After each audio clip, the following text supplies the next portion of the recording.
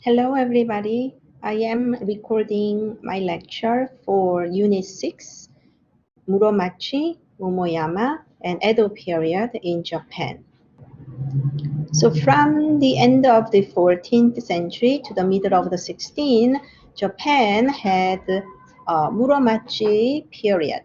And then there is a brief moment of Momoyama period in the 16th century.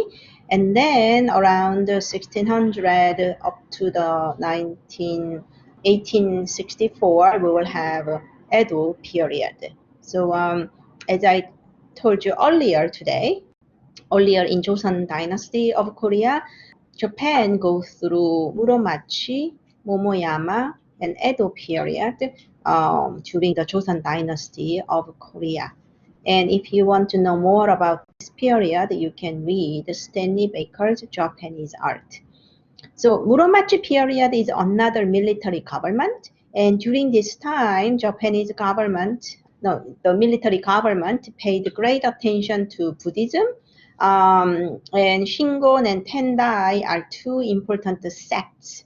And then, in addition to these two, you also have Zen Buddhism. So the kind of Zen Buddhism that you understand as a Japanese culture is very well established during Momoyama period.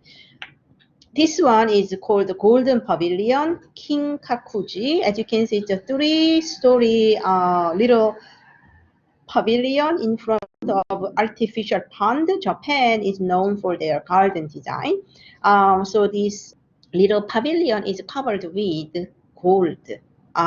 So that was originally made during the Momoyama period of 1399, but it was rebuilt 1964. You can visit it as a tourist. It's a close-up. So first floor is more like a gathering hall. Second floor is meditation, and then third floor there is a main statue of seated Buddha, and then sometimes you can gaze the moon from the terrace. It is very beautiful little pavilion built by a famous samurai. And then Japan is known for garden designs. So their garden design aims to show a quiet, serene, peaceful look.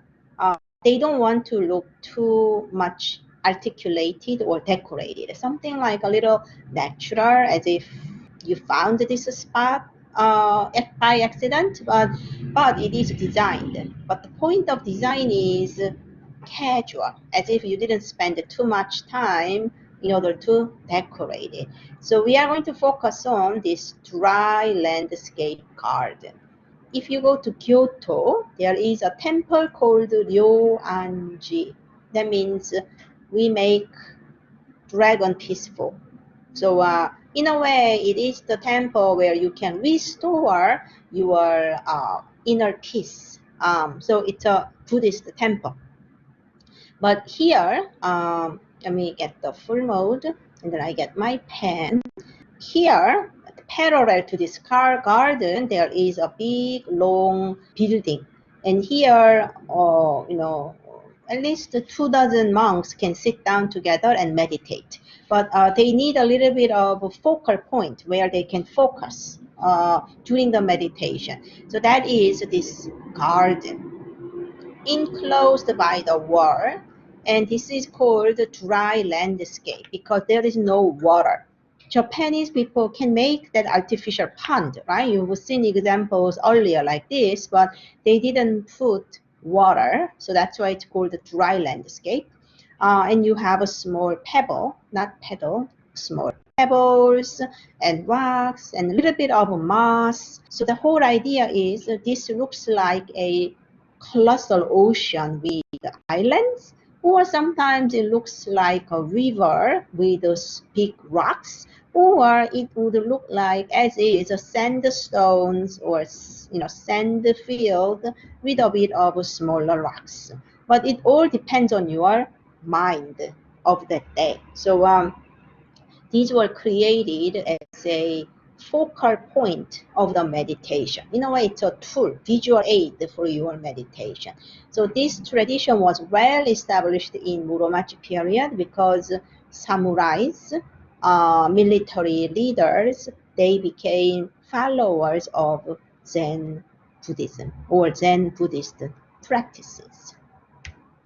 So this is the detail of it. So novice monks usually use the wake. You got the wake, and then they are going to organize this field.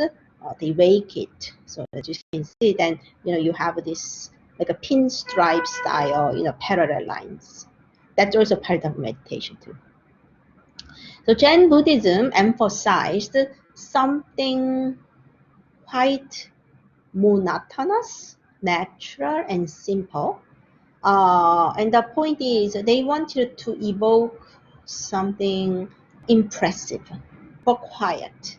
So they are going to paint the Zen Buddhist monks, their teachers, enlightened individuals, or simple plants that become models of good characters, or they are going to have a simple ink monochrome painting without colors, but the emphasis is given to simplicity and the naturalness. They don't want to look like overtly decorative. So this type of feeling, the aesthetics are called wabi and sabi. So something rustic, melancholic, a little lonely, natural, or sometimes they look a little shabby, like a rundown, but those are considered principles of beauty in relation to Zen Buddhism and Muromachi period. Like this. They look like 1,000 years old. Not new, but these are relatively new, made in 1480s. So Peaceful Dragon, yeah, so that's the temple's name, and direct pointing to reality. You are not looking at those gardens in order to daydream. you need something to focus on to be aware of your own reality. So in reality, there is nothing more than 15 blocks arranged in certain way. And there are a lot of other cases too. So this is actually the meditation hall, and then your garden is parallel to this. Like this size are windows. These are windows open, and then the garden is right outside here, and then people are seated in these large rooms. If you open the sliding doors, they are all connected, or if you close it, you can make your own like a smaller rooms, like a 3 smaller rooms. I have been there. I highly recommend it. So Zen Buddhist painting is like this. So the man sitting in the cave, his name is Bodhidharma. So he's a very famous monk. He's a founder of Zen Buddhism. And then this one, his name is Huike.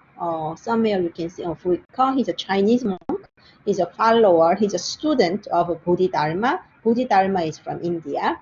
So two of them are depicted in certain anecdote. And it was painted by a Japanese Buddhist monk named Sesshu. So if you don't have that dry Zen garden, as you see in this kind of diagram, if you don't have this Zen garden, what do? You may hang this painting in your room and use the painting as a focal point. In my own Japanese art class, we talk about the story at length. But here, I want you to read this story and think about the meaning of the painting. And this is a typical Muromachi period ink painting. So it's a few splashes of ink, but in my mind, it looks like a cliff in the foreground. I see a little bit of a house. I see a little bit of a boat and even a human figure here. And then in the background, you have a lot of mist or fog. And then I have a mountain in the far distance. But on the other hand, if you're really clear in your mind, these are all just the ink splashes. So this is representative of Zen Buddhist painting. Is it really ink splashes, or are they representation of landscape?